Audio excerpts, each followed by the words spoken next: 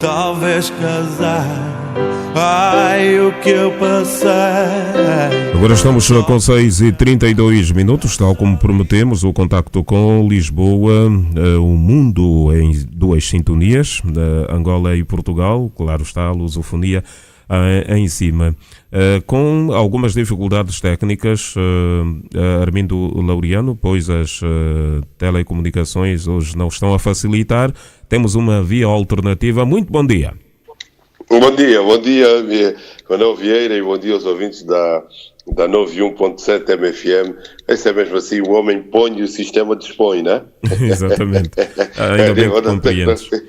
Aí as coisas são mais facilitadas. Por cá é essa janica que nós temos que ter para o contacto e honrar o compromisso com os nossos ouvintes que na diáspora são muitos, em Luanda são muito mais.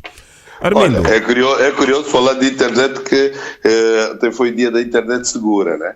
Sim, foi dia da internet segura e estava-se a falar da segurança da internet e o resto, e nós aqui com essa coisa de essa ligeira dificuldade. Pois bem, para início de conversa temos a atualização desses casos mediáticos, as tais operações, uma delas muito, mas muito ligada à Angola. Pois, essas operações, a maior parte delas, dos processos todos, tem sempre o envolvimento de no mínimo uma figura angolana. Né? Esta operação fiz, mas que depois aqui começavam a chamar, ou entre nós, a operação Manuel Vicente, mas era fiz, quando a figura central era o ex-procurador Orlando Figueira, mas que do ponto de vista midiático envolveu o nome do ex-vice-presidente angolano e ficou também assim. Depois há o outro caso, o Lex, que envolve o juiz também, nascido em Angola, né? Rui Rangel, mas que envolve nomes como Álvaro Sobrinho e não só. Acrescentando aqui, a FIS também junta Carlos Silva do BPA. Agora, a outra do Vistos Gold tem um empresário angolano, Eliseu Bumba, quer dizer, há sempre um ou outro angolano que é envolvido. Agora, atualizando esse caso, uma das situações da Operação FIS é que o advogado Paulo Blanco, que é o advogado que representa o Estado angolano em muitos processos, está agora a ser ouvido. E além disso, houve um problema ontem que foi uma troca, que foi assim, uma troca de palavra entre ele e o ex-procurador, e que levou assim uma alteração dos ânimos por causa de uma situação que o advogado Paulo Blanco dizia que a ida de Orlando Figueira para o Banco BPA Angola só não se materializou porque estava dependente do arquivamento de um processo aqui ligado a Carlos Silva. Mas, voltando a Carlos Silva, é que Carlos Silva, o tribunal notificou o Banco Privado Atlântico, entregou uma carta para ser notificado a Carlos Silva, mas só que o Banco Privado Atlântico Europa recusou notificar Carlos Silva, presidente do Conselho de Administração, alegando que ele não mora naquele banco. Então, que eles deviam mandar para o sítio onde ele está, que era para Angola, e que não era ali que era entregue. Então, agora, falta saber o que é que vai dizer o Banco Comercial Português, na qual Carlos Silva é vice-presidente e que também foi notificado pelos juízes para encontrar, entre aspas, o banqueiro, porque o tribunal quer saber se foi ele quem contratou Orlando Figueira, e ontem o juiz-presidente dizia que esperava pela posição do BCP para decidir o que fazer. É que se assim não for, o caso será então encaminhado, será comunicado ao Banco de Portugal e à CMVM, e aí o Banco Privado Atlântico Europa poderá ser acusado de desrespeitar uma coisa do tribunal. É que Carlos Silva tem dupla nacionalidade, tem nacionalidade portuguesa, e entendem também que eles estão, nesse caso, a dupla nacionalidade funciona assim, angolano e Angola, mas aqui ela é portuguesa e que eles estão a notificar um cidadão português. Voltando para o outro caso, o Lex, é que os 5 arguidos detidos nesta operação Lex estão em liberdade, como dissemos no outro dia. O juiz Pires da Graça aplicou termos de identidade e residência e apenas uma caução depois do Ministério Público ter pedido a prisão preventiva de qualquer dos envolvidos. É que as duas figuras, os dois juízes, nesse caso Rui Rangel e Fátima Galante, vão vão agora ser ouvidos pelo Supremo Tribunal de Justiça, que a juíza Fátima Galante, por exemplo, que se esperava que tinha suspensa a sua nomeação, vai mesmo subir ao Supremo Tribunal de Justiça, embora a sua nomeação fique suspensa até a conclusão do processo disciplinar, e que resulta do Estatuto dos Magistrados, que no seu artigo 108, na qual se estabelece que durante a pendência do processo criminal ou disciplinar, o magistrado é graduado para promoção ou acesso. E diz o disposto no mesmo artigo que a nomeação não acontece, reservando-se a respectiva vaga até a decisão final, em que eles depois vão ser, como eles são juízes, vão ser ouvidos então por este tribunal. Agora sim, rapidinho, nesse caso é só para dizer que ontem também houve pronunciamentos muito relevantes. O Diário de Notícias ouviu 2 embaixadores, Martins da Cruz e Seixas da Costa, para falarem da questão daquele mandado de detenção, e eles disseram aqui em entrevista ao Diário de Notícias, consideraram certamente que foi uma atitude intempestiva e que foi, de certa forma, e disseram que o Ministério Público, com aquele mandado de detenção, que eles acharam irónico até por ser um final de semana, está interessado em incendiar ainda mais o que há de existente nas relações entre os dois países. Armindo Laureano, tendo em conta estas 2 entrevistas que vieram à tona no último dia, o caso Manuel Vicente, podemos dizer que está a dividir a opinião pública portuguesa, principalmente os fazedores de opinião. Pois, mas o caso é Operação FIS, porque o Manuel Vicente não é arguído. Então, mas este caso tomou aqueles contornos a nível da mídia, foi tão mediatizado que o principal arguido, que é o ex-procurador Orlando Figueira, mas depois foi-se envolvendo o nome de Manuel Vicente, e o caso acabou por ter, é como alguém que tem o seu nome num caso em que ele nem é arguido, porque não foi notificado e tal. E depois começam a acontecer esse tipo de coisas, porque a própria sociedade, a nível da sociedade civil, jornalistas e até juristas, consideraram despropositado este mandado de detenção. E eles dizem mesmo aqui, o próprio embaixador Seixas da Costa diz que parece uma brincadeira, mas com consequências de Estado. É uma brincadeira, mas que vai ter consequências de Estado, porque a publicitação, diz aqui, do mandado é um ato que configura uma quebra de segredo de justiça, que em si mesmo é desagradável e é mais uma acha na lenta fogueira destas relações do Ministério Público com Angola. Pois bem, outro assunto, e está na página de Vivências News, tem a ver com essa velha questão da mutilação genital feminina. Nós até agora pensávamos que era apenas em África, em alguns países da África que tal acontecia. Afinal, em Portugal também. Fala-se em 240 casos de mutilação genital feminina entre 2014 e 2017. Filipe, nós atendemos trazer aqui esta notícia porque como tu bem dizes, pode até surpreender as pessoas a casos de mutilação genital feminina a acontecerem em Portugal. Mas foram a Unicef alerta para 80 casos de mutilação genital feminina em Portugal no ano. Foi do relatório que eles apresentaram, e estes casos aconteceram. Mas atenção, que aconteceram em Portugal, mas não necessariamente com portugueses. Agora deixa-me explicar.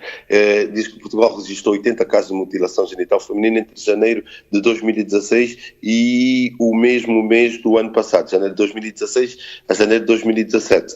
Foram dados divulgados e foi no Dia Internacional da Tolerância Zero. É que neste relatório intercalar de execução do Programa de Ação para a Prevenção e Eliminação da Mutilação Genital Feminina, um programa que foi de 2014 a 2017, e disse que as vítimas foram quase todas adultas, apenas registro de uma menor com 17 anos, e eram provenientes, na esmagadora maioria, da Guiné-Bissau. Dessas 80, 53 eram da Guiné-Bissau, seguindo-se em termos de representatividade a Guiné-Conakry com 20, a Eritreia com 2, o Senegal também com 2, a Nigéria, Gâmbia e Egito, cada um com um caso registrado de acordo com a informação recolhida. Então há um trabalho que eles têm estado a fazer, porque eles dizem que mais de 25 milhões de pessoas em cerca de 18 mil comunidades em 15 países já rejeitaram publicamente a prática desde 2008 e globalmente a sua prevalência diminui quase um quarto desde o ano 2000. Então, esse caso acontece aqui em Portugal, mas vão acontecendo com culturas, com os de outras culturas. Isso pode levantar uma coisa, Manuel Vieira, isso pode levantar, nós levando para o nosso caso, nós também recebemos muitas pessoas deste país que têm culturalmente essa questão da mutilação genital como prática corrente. Era importante também abrirmos os olhos nesse sentido. Aí em Portugal pode haver penalização para quem procede a esta prática? Claro, a legislação é que uma pessoa quando vai para um país tem que se adaptar às leis em vigor a este país, e aqui na cultura ocidental isto, além de ser um atentado contra a própria saúde das pessoas, a saúde, que viola também determinados direitos, porque eles fazem isso, que é cultura em determinados países, mas chegando aqui, isto você tem que respeitar as leis em vigor aqui. Isto é uma violação grave. Eles entendem, aqui no nível da legislação, que é uma violação grave. As pessoas acabam por ter, quando denunciadas, acabam por ter penalizações nesse sentido. Pois bem, voltamos... Olha, já agora que falas de saúde, Manuel, é só dizer também que aqui o Observador tem uma notícia que nós também, Vivências Palestinas, é que Angola deve a Portugal, já dizíamos isso, cerca de 5 milhões de euros em atendimento médico. São os tais 6 milhões de dólares que Angola deve a Portugal em termos de atendimento médico. E esta informação, diz aqui o Observador, foi confirmada pelo próprio embaixador de Angola em Portugal, José Marcos Barrica, numa entrevista à Rádio Nacional de Angola.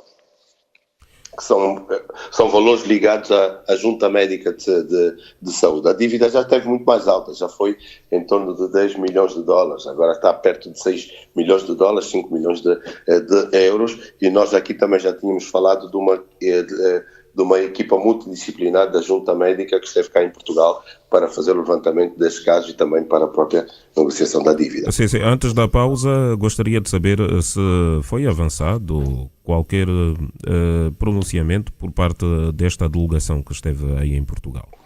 Não, eles estiveram cá, fizeram cá uma semana e veio mesmo o próprio diretor da Junta Médica, eles estiveram cá e foram auscultando, ouvindo os doentes um a um, ouvindo cada caso, e depois tem um relatório que eles vou apresentar à senhora Ministra da Saúde, e depois aí então haverá um pronunciamento, vão apresentar então balanço daquilo que viram, daquilo que andaram aqui a fazer, e vão então fazer um pronunciamento, exatamente a Ministra fala, porque há muitos problemas. Nós já tínhamos noticiado aqui que os doentes pediam uma maior harmonização, uma melhoria no atendimento e nas próprias condições, porque eles estão aqui em duas pensões, na pensão Luanda e pensão Alvalade, e têm muitas dificuldades em termos de habitabilidade, do acesso também, porque a grande parte dos doentes tem direito a um acompanhante, e esses acompanhantes não beneficiam da assistência médica, então há toda esta situação em volta. Mas vamos ao intervalo e voltamos já. Voltamos já. E depois vamos falar de cultura. Há uma situação muito interessante, a mistura do samba com coladeira. Está bem. Voltamos já. Então daqui a pouco. Um áudio de 23 minutos. 23 minutos. E a história dele é uma história interessante, porque há uma Angola que acontece fora de Angola. Nós temos. Agora, já que tocas na questão da cultura, é importante também dizer, a Ministra da Cultura de Angola, Carolina Cerqueira, escalou ontem em Lisboa. Hoje vai prestigiar na UCLA, na sede da UCLA, a inauguração da exposição coletiva Artes Mirable, que é uma exposição de trabalhos de mais de 50 artistas angolanos, e que vai estar patente desde hoje, dia 7, até o dia 4 de abril. Essa exposição, Artes Mirables, tem o intuito de prestigiar ou homenagear duas datas. O 4 de fevereiro de 1961 e o 4 de abril de 2002. Então, a ministra vem e vai prestigiar, vai fazer parte desta desta exposição. Outra coisa que a imprensa portuguesa aqui avança, e é importante passar isso, é que Carolina Cerqueira vai ter um encontro com o presidente português Marcelo Rebelo de Sousa. Já há vários jornais, o Jornal I já fala disso, há outros também, eu creio que a própria página do Público também noticia isso, que haverá um encontro, está confirmado um encontro entre a Ministra da Cultura angolana e o Presidente Marcelo Rebelo de Sousa. E isto porquê, Manuel Vieira? Isto levanta assim vários finais, apesar desses casos de justiça estarem a fragilizar a questão política e diplomática, mas há aqui canais que se vão ligando. E isto tem um significado político no meio desta situação toda.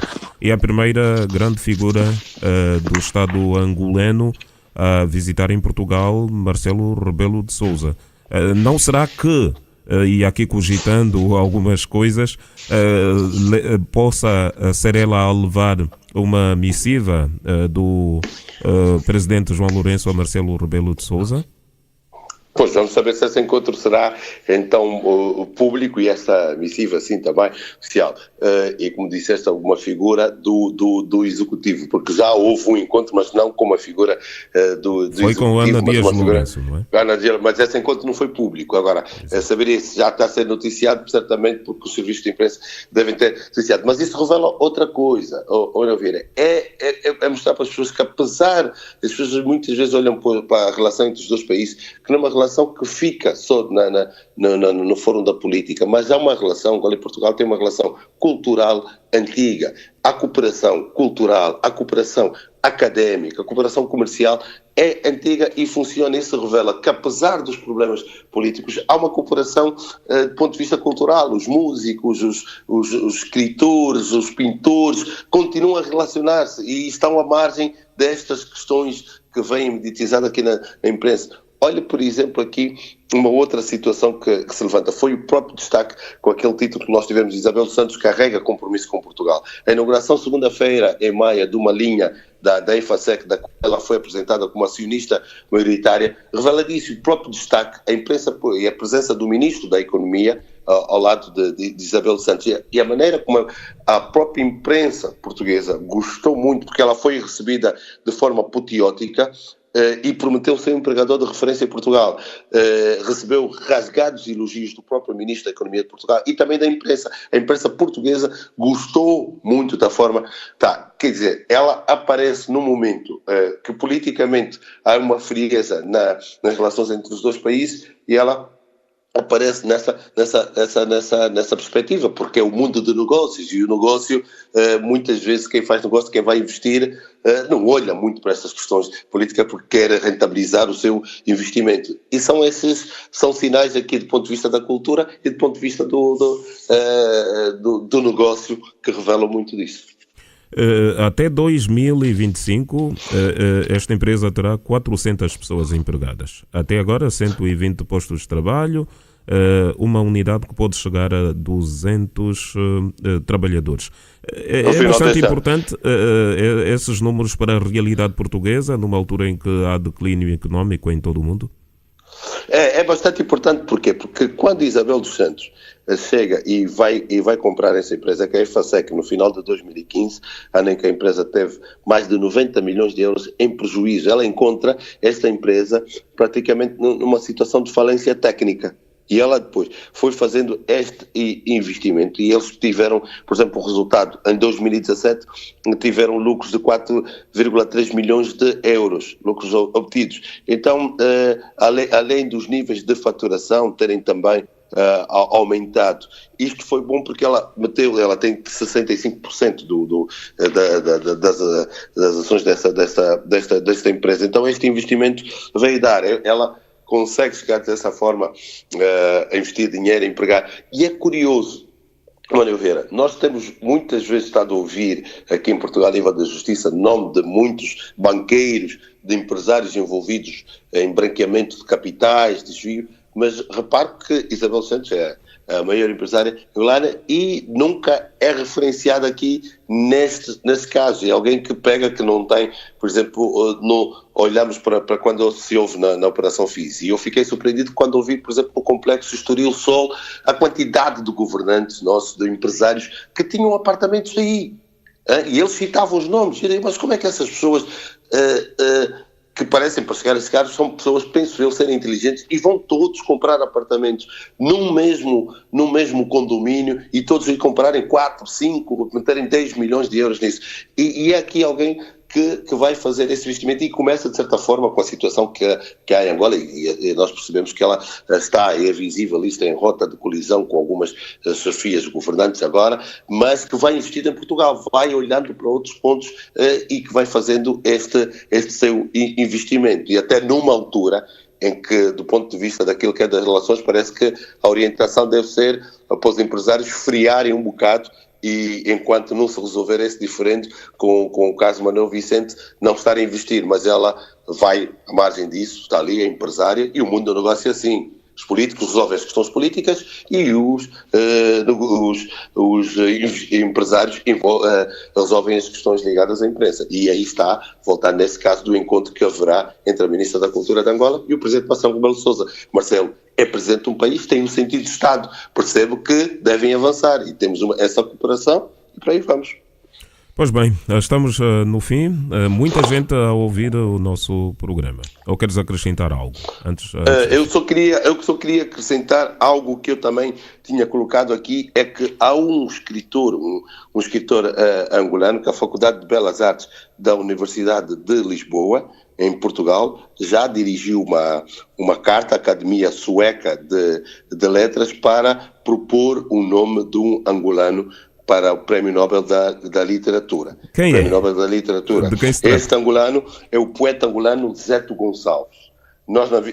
O Novo Jornal noticiou também isso, nós tiramos lá, nós na Vivência Press News também, é só entrar e lá temos isso, que Zeto Gonçalves, que vive aqui em Lisboa, foi então a proposta da Faculdade de Belas Artes da Universidade de Lisboa. Foi uma instituição, a nível das relações, só para tu olhar, foi uma instituição portuguesa, uma instituição académica de renome em Portugal, que apresenta a candidatura de um angolano. Zeto Cunha Gonçalves nasceu no Ambo, a 1 de julho de 1960, e teve uma grande vivência na localidade de Cutato, no Quando Cubango. Então, são referenciados aqui em Portugal, e foi então apresentado o professor Dr. José Carlos Pereira, que fez a apresentação e considerou como sendo o mais importante poeta angolano vivo e um dos maiores poetas da língua portuguesa contemporânea, e a sua obra poética, cuja matriz é a metáfora das quedas de águas do rio Cutato, da sua infância e adolescência, que afirma ser a sua pátria inaugural da poesia, que é o hino à humanidade e a mais absoluta liberdade e felicidade. Então, temos aqui este dado, então, aqui também partilhar com os ouvintes. Basta entrarem para a página da Vivência Express News e podem saber mais deste poeta angolano Zeto Gonçalves, que foi proposto para Prémio Nobel da Literatura pela Academia de Belas Artes da Universidade de Lisboa. Ele está em Lisboa e dedica-se inteiramente à literatura. A literatura. É membro da Comissão Executiva, por exemplo, da revista eletrónica Mulemba, que é uma revista de estudos de literaturas africanas de língua portuguesa da Universidade Federal do Rio de Janeiro. Tem colaboração dispersa por jornais e revistas de Angola, Brasil, Espanha, Itália, Moçambique. Tem participado em vários colóquios e encontros literários em Portugal, Brasil e Itália, e está representado em diversas antologias coletivas, e também é responsável, por exemplo, por fazer traduções. Traduziu a obra O Desejo é uma Água, de António Carvajal, e já organizou antologias de poesias e contos angolanos, e editou obras de Natália Correia, Essa de Queiroz, Fernando Pessoa, entre outros. E ele tem aqui uma curiosidade também, ligado um bocado a José Eduardo Agualusa. Nasceram ambos no Ambo, e também tem formação em agronomia, começou primeiro com agronomia e depois é que foi para as letras. Que giro. Agora, os abraços finais. Temos então, um minuto e meio para enxete. 1 minuto e meio. Vamos aproveitar aqui para ver o mundo em duas sintonias. Os abraços vão para o Paulo Maia, está sempre aqui na sintonia. Um grande abraço, Paulo Maia. O Bruno Arrobas também hoje está aqui atento. O Hélio Melo Pinto aqui também, obrigado, um grande abraço, Hélio, a Carmen Paula Miranda, o Eurico Ribas também, aqui está ele, a Slávia Natália, a Slávia vive cá em Portugal, Manuel José Maria, está aqui connosco, o Exídio Ernesto, a Pati Maiato, um grande abraço a Pati Maiato, minha antiga colega na Universidade Católica de Angola, aqui também acompanha a Liseu Martins e a Cátia Proença, aqui também acompanha. Um grande abraço e o mundo em duas sintonias. Nós voltamos na sexta-feira, Manuel Vieira. Sim, ok, um abraço. MV. Muito bem, um forte abraço. Um dia petaloso. Muito bem, para si também.